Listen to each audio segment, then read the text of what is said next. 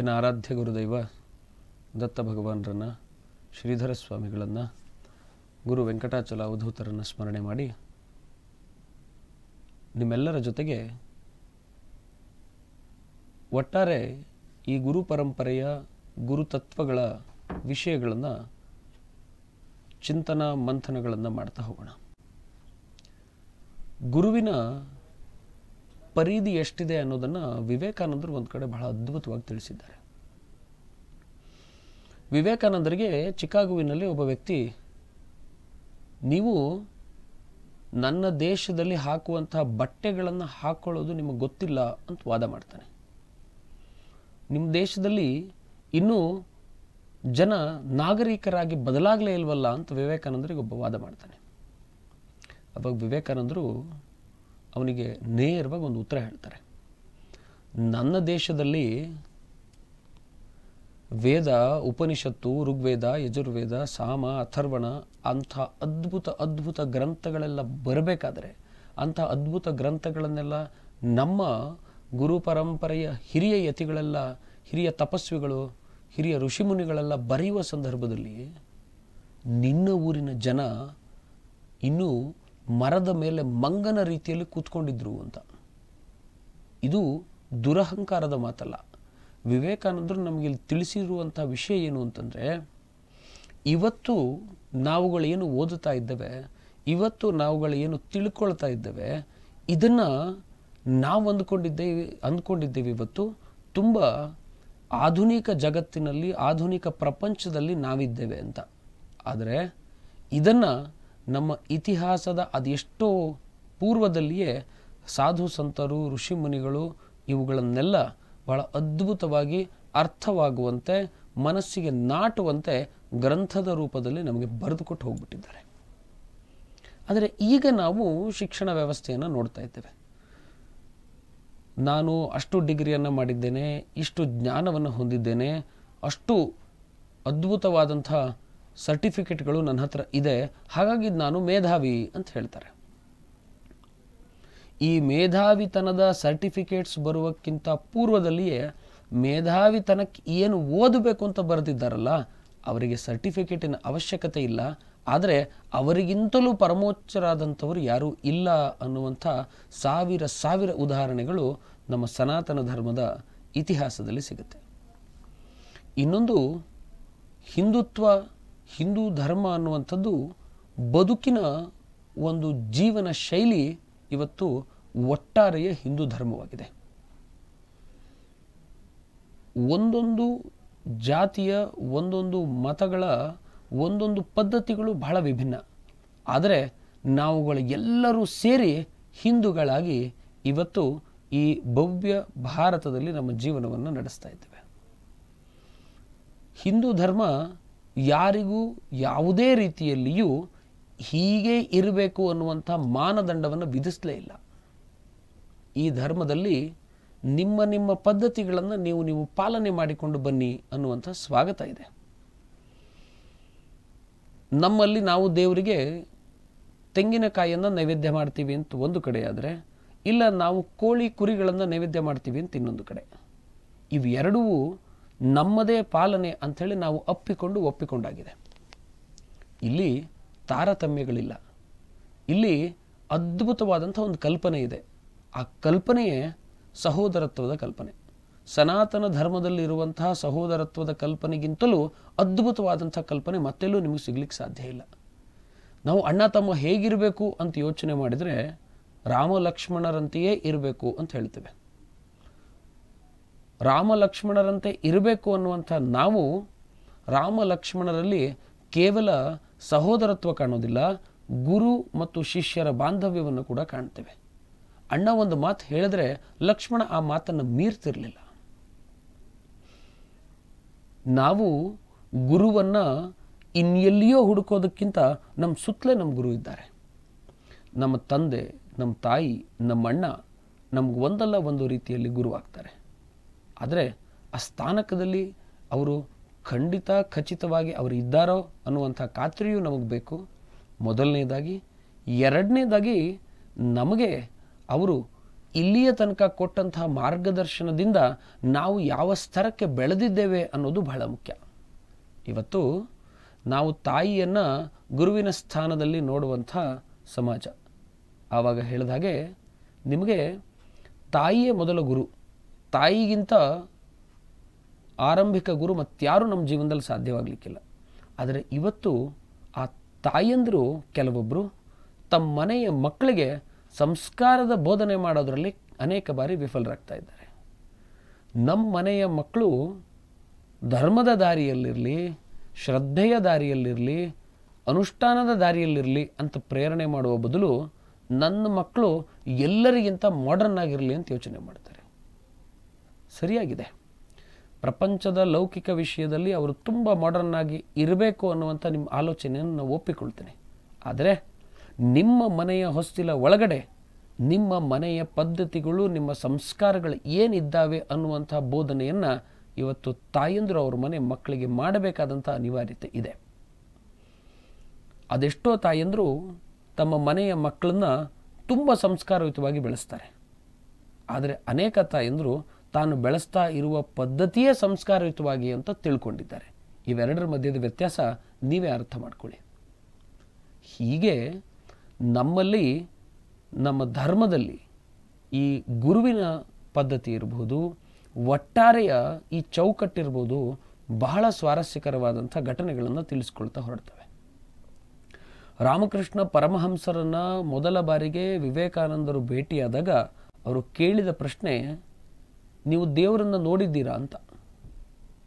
ಇದರ ಅರ್ಥ ವಿವೇಕಾನಂದರು ಕೇಳಿದ ಪ್ರಶ್ನೆ ಏನು, ವಿವೇಕಾನಂದರು ಏನು ಪ್ರಶ್ನೆ ಕೇಳಿದ್ರು ಅನ್ನೋದಕ್ಕಿಂತ ಹೆಚ್ಚಾಗಿ ಒಬ್ಬ ಶಿಷ್ಯ ತನ್ನ ಗುರುವನ್ನು ಒಪ್ಪಿಕೊಳ್ಳುವುದಕ್ಕಿಂತ ಪೂರ್ವದಲ್ಲಿ ಅವರ ಮುಂದೆ ನಿಂತು ಪ್ರಶ್ನೆ ಕೇಳುವಂಥ ಧೈರ್ಯ ಮಾಡ್ತಾನಲ್ಲ, ಈ ಧೈರ್ಯ ಕೊಡುವುದು ಕೂಡ ಇದೇ ಸನಾತನ ಧರ್ಮದಲ್ಲಿ. ಈ ಧೈರ್ಯ ಇರೋದು ಕೂಡ ಇದೇ ಸನಾತನ ಧರ್ಮದಲ್ಲಿ. ಯಾಕೆ ಈ ಮಾತನ್ನು ಹೇಳ್ತಾ ಇದ್ದೀನಿ ಅಂತಂದರೆ, ನಮ್ಮಲ್ಲಿ ಯಾವುದೇ ರೀತಿಯ ಚೌಕಟ್ಟಿನಲ್ಲಿ ನಾವು ಬದುಕಲಿಲ್ಲ. ಇವತ್ತು ಬಸವಣ್ಣನವರ ಭಾವಚಿತ್ರವನ್ನು ತೋರಿಸಿ ಇವರು ಯಾರು ಅಂತ ಕೇಳಿದರೆ, ಇವರು ನಮ್ಮ ಬಸವಣ್ಣ, ಇವರು ನಮ್ಮ ಗುರುಗಳು ಅಂತ ನಾವು ಒಪ್ಕೊಳ್ತೇವೆ. ಇವತ್ತು ಮಡಿವಾಳ ಮಾಚಿದೇವರ ಫೋಟೋವನ್ನು ತೋರಿಸಿ ಇವರು ಯಾರು ಅಂತ ಕೇಳಿದರೆ, ಇವರು ವಚನಕಾರರು, ಇವರನ್ನು ನಾವು ಗುರುಗಳು ಅಂತ ಒಪ್ಕೊಳ್ತೇವೆ. ಶಂಕರಾಚಾರ್ಯರನ್ನು ಒಪ್ಕೊಳ್ತೇವೆ, ಮಧ್ವಾಚಾರ್ಯರನ್ನು ಒಪ್ಕೊಳ್ತೇವೆ, ಪೂಜ್ಯ ರಾಮಾನುಜಾಚಾರ್ಯರನ್ನು ಒಪ್ಕೊಳ್ತೇವೆ. ಅಂದರೆ ಎಲ್ಲ ಒಟ್ಟಾರೆ ತತ್ವಗಳನ್ನು ನಾವು ಒಪ್ಕೊಳ್ತಾ ಇದ್ದೇವೆ, ಅರ್ಥ ಮಾಡ್ಕೊಳ್ತಾ ಇದ್ದೇವೆ. ದುರ್ದೈವ ಏನು ಅಂತಂದರೆ, ನಾನು ತಿಳ್ಕೊಳ್ತಾ ಇದ್ದೇನೆ, ನಾನು ಅರ್ಥ ಮಾಡ್ಕೊಳ್ತಾ ಇದ್ದೇನೆ, ನನ್ನ ಮನೆಯ ಮಕ್ಕಳಿಗೆ ಇದನ್ನು ಮುಂದುವರಿಸಿ ಬೋಧನೆ ಮಾಡಬೇಕು ಅನ್ನುವ ವಿಷಯದಲ್ಲಿ ನಾನು ಅಲ್ಲಗಳಿತಾ ಇದ್ದೇನೆ. ನನ್ನ ಮನೆಯ ಮಕ್ಕಳಿಗೆ ಈ ವಿಷಯ ಬೇಡ, ನನ್ನ ಮನೆಯ ಮಕ್ಕಳಿಗೆ ಈ ವಿಷಯ ಹೇರಿಕೆಯಾಗತ್ತೆ, ಈ ವಿಷಯಗಳು ಬೇಡ ಅಂಥೇಳಿ ಅವರನ್ನು ಎಲ್ಲೋ ಒಂದು ಕಡೆ ಧರ್ಮದ ಮಾರ್ಗದಿಂದ ಅಧರ್ಮದ ಮಾರ್ಗಕ್ಕೆ ಅದೆಷ್ಟೋ ಜನ ತಂದೆ ತಾಯಿಯಂದರು ದೂಕ್ತಾ ಇದ್ದಾರೆ ಅಂತ ನಮಗೆ ಅನೇಕ ಬಾರಿ ಅನಿಸೋದಿದೆ. ನಮ್ಮನ್ನು ಕೂಡ ಬಹಳ ಜನ ಪ್ರೀತಿಯಿಂದ ಅಣ್ಣ ಅಂತ ಕರೀತಾರೆ, ಹೆಸರು ಹೇಳಿ ಕರೀತಾರೆ, ಬಾ ಅಂತ ಕರೀತಾರೆ, ಹೋಗು ಅಂತ ಕರೀತಾರೆ. ಪ್ರೀತಿಯಿಂದ ನಮಗೆ ಒಂದೊಂದು ಸ್ಥಾನಗಳನ್ನು ಕೊಟ್ಟು ಕರೆದು ಮಾತಾಡಿಸ್ತಾರೆ. ಪ್ರತಿಯೊಬ್ಬರ ಜೀವನದಲ್ಲಿ ಒಂದೊಂದು ಸ್ಥಾನ ಅವರವರದೇ ಸ್ತರದಲ್ಲಿ ಕೊಡ್ತಾರೆ. ಹೆಂಡತಿ ಗಂಡನಿಗೆ ಗಂಡನ ಸ್ಥಾನದಲ್ಲಿ ನೋಡ್ತಾಳೆ, ಅತ್ತಿಗೆ ಭಾವನಿಗೆ ಭಾವನ ಸ್ಥಾನದಲ್ಲಿ ನೋಡ್ತಾಳೆ. ಹೀಗೆ ಒಂದೊಂದು ಸ್ಥಾನವಿದೆ. ಆದರೆ ಈ ಎಲ್ಲ ಸ್ಥಾನದ ಮಧ್ಯದಲ್ಲಿ ಅನೇಕ ಬಾರಿ ಅನೇಕರು ಗುರುವಿನ ಸ್ಥಾನದಲ್ಲಿ ನಿಂತ್ಕೊಂಡ್ಬಿಡ್ತಾರೆ. ತಮ್ಮ ಅಕ್ಕನ ಜೀವನದಲ್ಲಿ ಗುರು ಆಗ್ತಾನೆ. ಅಕ್ಕ ಯಾವುದೋ ತೊಂದರೆಯಲ್ಲಿದ್ದಾಗ, ಹೀಗೆ ಮಾಡಬಾರ್ದಿತ್ತಕ್ಕ, ನೀನು ಬದಲಾಗಬೇಕು ಅಂತ ತಮ್ಮ ಧೈರ್ಯ ಹೇಳೋದಿದೆಯಲ್ಲ, ಆಕೆ ಹೇಳ್ತಾಳೆ, ನೀನು ಇನ್ಮೇಲಿಂದ ನನ್ನ ತಮ್ಮ ಅಲ್ಲ, ನನ್ನ ತಂದೆ ನೀನು ಅಂತ. ತಂದೆ ಅನ್ನೋದಕ್ಕಿಂತ ಹೆಚ್ಚು ಅವನು ಗುರುವಾಗಿ ಆಕೆಗೆ ಬೋಧನೆ ಮಾಡಿರ್ತಾನೆ. ಗುರು ಕೇವಲ ಬೋಧನೆ ಮಾಡುವಂಥ ಅಥವಾ ಬೋಧಕದ ಚೌಕಟ್ಟಿನಲ್ಲಿ ಇರುವಂಥ ಒಂದು ಶಕ್ತಿ ಅಲ್ಲ. ಗುರು ಅಂದರೆ ಆ ಪರಿಧಿಯೇ ಬಹಳ ವಿಭಿನ್ನವಾದಂಥದ್ದು. ಗುರುವಿನ ಆಲೋಚನೆ ಹೇಗಿರುತ್ತೆ ಅಂತಂದರೆ, ನನ್ನ ಶಿಷ್ಯ ನನ್ನನ್ನು ಮೀರಿಸುವಂಥವನಾಗಬೇಕು ಅಂತ ಆ ಗುರು ಪ್ರತಿ ಬಾರಿಯೂ ಆಲೋಚನೆ ಮಾಡ್ತಾನೆ. ಬೆಟ್ಟದ ಮೇಲೆ ಒಬ್ಬ ಹುಡುಗ ಕೂತ್ಕೊಂಡು ನೋಡ್ತಾ ಇರಬೇಕಾದ್ರೆ ಕಚ್ಚೆ ಪಂಚೆ ತೊಟ್ಟಂತಹ ಒಬ್ಬರು ಮೇಷ್ಟ್ರು ತನ್ನ ಶಿಷ್ಯ ಎಲ್ಲೋ ಕಳೆದು ಹೋಗ್ಬಿಟ್ಟಿದ್ದಲ್ಲ ಅಂತ ಹುಡುಕ್ತಾ ಹುಡುಕ್ತಾ ಹುಡುಕ್ತಾ ಆ ಜಾಗಕ್ಕೆ ಬರ್ತಾರಂತೆ. ಬಂದು ನಿಂತಾಗ ಶಿಷ್ಯ ಅಷ್ಟು ದೂರದಲ್ಲಿ ನಿಂತಿದ್ದಾನೆ, ನೋಡಿ ತುಂಬ ಖುಷಿಯಾಗುತ್ತೆ. ಆ ಶಿಷ್ಯನಿಗೆ ಹೇಳಿದ್ರು, ಅಯ್ಯೋ ಪುಣ್ಯಾತ್ಮ, ಇಲ್ಲೇನು ಮಾಡ್ತಾ ಇದ್ದೀಯೋ ಅಂತ ಕೇಳಿದಾಗ ಅವನು ಆಕಾಶದ ಕಡೆಗೆ ಕೈ ಬೆರಳನ್ನು ತೋರಿಸಿ ಹೇಳ್ತಾನೆ, ಗುರುಗಳೇ, ಆಕಾಶದಲ್ಲಿ ಲೋಹದ ಹಕ್ಕಿ ಹಾರ್ತಾ ಇದೆ. ನಾನು ಆ ಹಕ್ಕಿಯನ್ನು ಹತ್ತಬೇಕು ಅಂತ ಆಸೆ ಪಟ್ಟಿದ್ದೇನೆ. ಈ ಹಕ್ಕಿ ಬಗ್ಗೆ ನನಗೊಂದಿಷ್ಟು ವಿಷಯಗಳನ್ನು ಕೊಡಿ ಅಂತ ಕೇಳಿದಾಗ ಗುರುಗಳು ಹೇಳ್ತಾರಂತೆ, ಅಯ್ಯೋ ಪುಣ್ಯಾತ್ಮ, ನನಗೆ ನಿಮಗೆ ಪಾಠ ಮಾಡೋದನ್ನು ಬಿಟ್ಟರೆ ಬೇರೆ ಏನೂ ಗೊತ್ತಿಲ್ಲಪ್ಪ. ಆದರೆ ಆಕಾಶದಲ್ಲಿ ಲೋಹದ ಹಕ್ಕಿ ಹಾರತ್ತೆ ಅಂತ ನನಗೆ ಗೊತ್ತಿದೆ. ಆದರೆ ಒಂದೇ ಒಂದು ಆಸೆ, ಇವತ್ತಲ್ಲ ನಾಳೆ ನೀನು ನನ್ನ ಶಿಷ್ಯ ಆ ಲೋಹದ ಹಕ್ಕಿಯಲ್ಲಿ ಕೂತು ಆ ಲೋಹದ ಹಕ್ಕಿಯನ್ನು ರಚನೆ ಮಾಡುವಷ್ಟರ ಮಟ್ಟಿಗೆ ಬುದ್ಧಿವಂತನಾಗಬೇಕು ಅಂತೇಳಿ ನಾನು ಆಸೆ ಪಡ್ತೀನಪ್ಪ ಅಂತ ಹೇಳಿದಂತಹ ಗುರು ಬಹಳ ದೊಡ್ಡ ಸ್ಥಾನದಲ್ಲಿ ನಿಲ್ತಾರೆ. ಅಂತಹ ಗುರುವಿನ ಹೊಂದಿದಂತಹ ಆ ಲೋಹದ ಹಕ್ಕಿಯನ್ನು ನೋಡಿದಂತಹ ಶಿಷ್ಯರೇ ಮುಂದೊಂದು ದಿನ ಡಾಕ್ಟರ್ APJ ಅಬ್ದುಲ್ ಕಲಾಂರಾಗ್ತಾರೆ ಅಂತಂದರೆ ಗುರುವಿನ ಶಕ್ತಿಯನ್ನು ನೀವೇ ಊಹೆ ಮಾಡಿ ನೋಡ್ಕೊಳ್ಳಿ. ಗುರು ಶಿಷ್ಯರ ಮಧ್ಯ ಜಾತಿ ಧರ್ಮಗಳ ಭೇದ ಇಲ್ಲ. ಅದೆಷ್ಟೋ ಜನ ವಿವೇಕಾನಂದರ ಮುಂದೆ ಬಂದು ಶರಣಾಗಿದ್ದಾರೆ. ಅದೆಷ್ಟೋ ಜನ ಶಂಕರರ ಮುಂದೆ, ಮಧ್ವಾಚಾರ್ಯರ ಮುಂದೆ, ರಾಮಾನುಜಾಚಾರ್ಯರ ಮುಂದೆ ಬಂದು ಶರಣಾಗಿದ್ದಾರೆ. ಅವರು ಕೇಳಿದ್ದಿಷ್ಟೇ, ನಿಮ್ಮ ತತ್ವ, ನಿಮ್ಮ ಬೋಧನೆ, ನಿಮ್ಮ ಆಲೋಚನೆ, ನಿಮ್ಮ ಜ್ಞಾನ ನಮಗೂ ಒಂಚೂರು ದಾರಿ ಎರೀರಿ ಅಂತ. ಗುರು ಯಾವಾಗ ಶ್ರೇಷ್ಠನಾಗ್ತಾನೆ ಅಂತಂದರೆ ಅಷ್ಟೇ ಅದ್ಭುತವಾದಂಥ ಶಿಷ್ಯರನ್ನು ಹೊಂದಿದಾಗ ಮಾತ್ರ ಶ್ರೇಷ್ಠನಾಗ್ತಾನೆ. ಗುರು ತನ್ನದೇ ಆದಂಥ ಸಿಟ್ಟಿನಲ್ಲಿ, ತನ್ನದೇ ಆದಂಥ ವಿಶೇಷವಾದಂಥ ದುರಹಂಕಾರದಲ್ಲಿ ಇದ್ದರೆ ಅವನು ಎಂದೂ ಗುರುವಾಗ್ಲಿಕ್ಕೆ ಸಾಧ್ಯ ಇಲ್ಲ. ಅವನು ಹಗುರವೇ ಆಗ್ತಾನೆ ಹೊರತು ಗುರುವಾಗೋದೇ ಇಲ್ಲ. ಗುರು ತನ್ನ ಸುತ್ತಲಿರುವಂಥ ಎಲ್ಲ ಪರಿಧಿಯನ್ನು, ಎಲ್ಲ ವಿಷಯಗಳನ್ನು ಅರ್ಥ ಮಾಡಿಕೊಳ್ಳೋದ್ರ ಜೊತೆಗೆ ಆ ವಿಷಯ ವಾಸನೆಗಳನ್ನು ಪ್ರೀತಿ ಕೂಡ ಮಾಡ್ತಾನೆ. ಅತ್ಯಂತ ಕೆಳಮಟ್ಟದ ಕೆಲಸ ಮಾಡುವವರನ್ನೂ ಕೂಡ ಒಂದೇ ಸ್ತರದಲ್ಲಿ ಪ್ರೀತಿ ಮಾಡಿ, ಪ್ರಪಂಚದ ಅತ್ಯಂತ ಸರ್ವಶ್ರೇಷ್ಠ ನಾಯಕನನ್ನೂ ಕೂಡ ಒಂದೇ ಸ್ತರದಲ್ಲಿ ನೋಡೋನಿದ್ದಾನಲ್ಲ, ಈತನನ್ನು ನಾವು ಗುರು ಅಂತ ಕರಿತೇವೆ. ಹಾಗಾಗಿಯೇ ಗುರುವಿನ ಕಂಡಾಕ್ಷಣ ನಮಗೆ ಗೊತ್ತಿಲ್ಲದೆ ಹೋದಾಗೆ ನಮ್ಮ ಎರಡೂ ಕೈಗಳು ಜೋಡಣೆ ಆಗ್ತವೆ. ನಮ್ಮ ಎದೆಯ ಭಾಗದಲ್ಲಿ ಎರಡೂ ಕೈಗಳು ಬರ್ತವೆ. ಅದಕ್ಕೆ ನಾವು ನಮಸ್ಕಾರ ಅಂತ ಕರಿತೇವೆ. ನಮ್ಮ ಆತ್ಮದಿಂದ ಅವರಿಗೆ ನಾವು ಅರ್ಪಿಸಿಕೊಳ್ಳೋದಿದೆಯಲ್ಲ, ಇದು ಗುರುವಿನ ಪಾದಕ್ಕೆ ಮಾತ್ರ ಅರ್ಪಿಸಿಕೊಳ್ಬೇಕು. ಹೀಗೆ ಗುರುವಿನ ತತ್ವಗಳನ್ನು, ಗುರುವಿನ ಆದರ್ಶವನ್ನು, ಗುರುವಿನ ಮಹಿಮೆಯನ್ನು ನಾವು ಅರ್ಥ ಮಾಡ್ಕೊಳ್ತಾ ಹೊರಟ್ರೆ ಅದ್ಭುತವಾದಂಥ ಅನುಭವಗಳಿದೆ. ನಮಗೆ ತುಂಬ ಸ್ಫೂರ್ತಿ, ತುಂಬ ಆದರ್ಶವಾದಂಥ ಪರಮಪೂಜ್ಯ ಪರಮಹಂಸ ಪರಿವ್ರಾಜಕ ಸದ್ಗುರು ಭಗವಾನ್ ಶ್ರೀ ಶ್ರೀಧರ ಸ್ವಾಮಿಗಳ ಒಂದು ಅನುಭವ ಕಥನವನ್ನು ನಿಮ್ಮ ಮುಂದೆ ಹೇಳಬೇಕು ಅಂತ ಅನ್ನಿಸ್ತಾ ಇದೆ. ಶ್ರೀಧರ ಸ್ವಾಮಿಗಳ ಆರೋಗ್ಯದಲ್ಲಿ ತುಂಬ ವೈಪರೀತ್ಯವಾದಾಗ ಶಿಷ್ಯರೆಲ್ಲ ಬಂದು ಗುರುಗಳಿಗೆ ಪ್ರಾರ್ಥನೆ ಮಾಡ್ತಾರೆ. ಗುರುಗಳೇ, ನಮ್ಮ ಪೂಜ್ಯ ಗುರುಗಳಾದಂಥ ಶ್ರೀಧರ ಸ್ವಾಮಿಗಳ ಆರೋಗ್ಯದಲ್ಲಿ ವ್ಯತ್ಯಯ ಆಗಿದೆ, ನಾವು ಏನು ಮಾಡಬೇಕು ಅಂತ. ಶ್ರೀಧರ ಸ್ವಾಮಿಗಳು ತುಂಬ ನಗ್ತಾ ಉತ್ತರ ಕೊಡ್ತಾರೆ. ನಮಃ ಶಾಂತಾಯ ದಿವ್ಯಾಯ ಸತ್ಯಧರ್ಮ ಸ್ವರೂಪಿಣೆ ಸ್ವಾನಂದ ಅಮೃತ ತೃಪ್ತಾಯ ಶ್ರೀಧರಾಯ ನಮೋ ನಮಃ ಅಂತೇಳಿ ಮಂತ್ರವನ್ನು ನೀರಿನಲ್ಲಿ ಅಭಿಮಂತ್ರಣ ಮಾಡಿ 108 ಬಾರಿ ಇದನ್ನು ಹೇಳಿ ನಿಮ್ಮ ಗುರುವಿಗೆ ಕುಡಿಸಿ ಅವರಿಗೆ ಆರಾಮಾಗುತ್ತೆ ಅಂತ.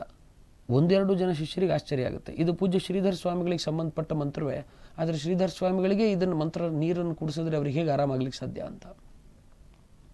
ಆದರೆ ಶ್ರೀಧರ ಸ್ವಾಮಿಗಳ ಮಾತನ್ನು ಚಾಚೂ ತಪ್ಪದೆ ಮಾಡಿರುವಂಥ ಶಿಷ್ಯರು ಗುರುಗಳ ಚೇತರಿಕೆಯನ್ನು ನೋಡಿದ್ಮೇಲೆ ತುಂಬ ಆಶ್ಚರ್ಯ ಆಗುತ್ತೆ. ಅವರ ಕ್ಯೂರಿಯಾಸಿಟಿಯನ್ನು ತಾಳಲಾರದೆ ಅವರ ಹತ್ರ ಬಂದು ಒಂದು ಪ್ರಶ್ನೆ ಕೇಳ್ತಾರೆ. ಗುರುಗಳೇ, ನಾವು ನಿಮ್ಮದೇ ಮಂತ್ರವನ್ನು ಹೇಳಿ ನಿಮಗೆ ತೀರ್ಥವನ್ನು ಕುಡಿಸಿದಾಗ ನಿಮ್ಮ ಆರೋಗ್ಯದಲ್ಲಿ ಚೇತರಿಕೆ ಕಾಣ್ತು, ಇದರಲ್ಲಿರೋ ಪವಾಡ ಏನು ಅಂತ ದಯವಿಟ್ಟು ಹೇಳ್ತೀರಾ ಅಂತ. ಅವಾಗ ಪೂಜ್ಯ ಶ್ರೀಧರ ಸ್ವಾಮಿಗಳು ಹೇಳ್ತಾರೆ, ಅಯ್ಯೋ ಮೂರ್ಖರ, ಶ್ರೀಧರ ಅಂದರೆ ನಾನು ಅಂತಲ್ಲ, ಯಾರ್ಯಾರು ಮೋಕ್ಷವನ್ನು ಧರಿಸಿದ್ದಾರೋ, ಯಾರ್ಯಾರು ಶ್ರೀಯನ್ನು ಧರಿಸಿದ್ದಾರೋ ಅವರೆಲ್ಲ ಶ್ರೀಧರರು ಅಂತ. ಎಲ್ಲ ಪರಮ ಪವಿತ್ರರ ಪ್ರಾರ್ಥನೆಯನ್ನು ಮಾಡಿಕೊಂಡು ಗುರುಗಳಿಗೆ ತೀರ್ಥ ಕುಡಿಸಿದ್ರೆ ಅವರ ಆರೋಗ್ಯ ಆರಾಮಾಗುತ್ತೆ ಅಂತ ಹೇಳಿದ್ದು. ಹಾಗಾಗಿ ಈ ಮುಖಾಂತರ ನನ್ನ ಆರೋಗ್ಯ ಆರಾಮಾಯಿತು ಅಂತ ಪೂಜ್ಯ ಶ್ರೀಧರ ಸ್ವಾಮಿಗಳು ಹೇಳಿದಂಥ ಮಾತುಗಳಿದೆಯಲ್ಲ, ಈ ಮಾತು ಗುರುವಿನ ಶ್ರೇಷ್ಠತೆಯನ್ನು ಮತ್ತು ಶಿಷ್ಯರ ಬಾಂಧವ್ಯವನ್ನು ತೋರಿಸುವಂಥ ಒಂದು ನಿದರ್ಶನ. ಹೀಗೆ ನಿಮ್ಮ ಬಾಳಿನಲ್ಲಿಯೂ ಅದ್ಭುತವಾದಂಥ ಗುರುಗಳು ಸಿಗಲಿ. ಆ ಗುರುವಿನ ಪದ್ಧತಿಯನ್ನು, ಗುರುವಿನ ಆಶೀರ್ವಾದವನ್ನು ನಿರಂತರವಾಗಿ ಪಡೆದುಕೊಂಡು ನಿಮ್ಮ ಜೀವನವನ್ನು ಪುನೀತವಾಗಿಗೊಳಿಸಿ ಅಂಥೇಳಿ ನಿಮಗೆ ಈ ಅಭಿಲಾಷೆಯ ಮಾತುಗಳನ್ನು ಸಮರ್ಪಿಸ್ತಾ ಇದ್ದೇನೆ.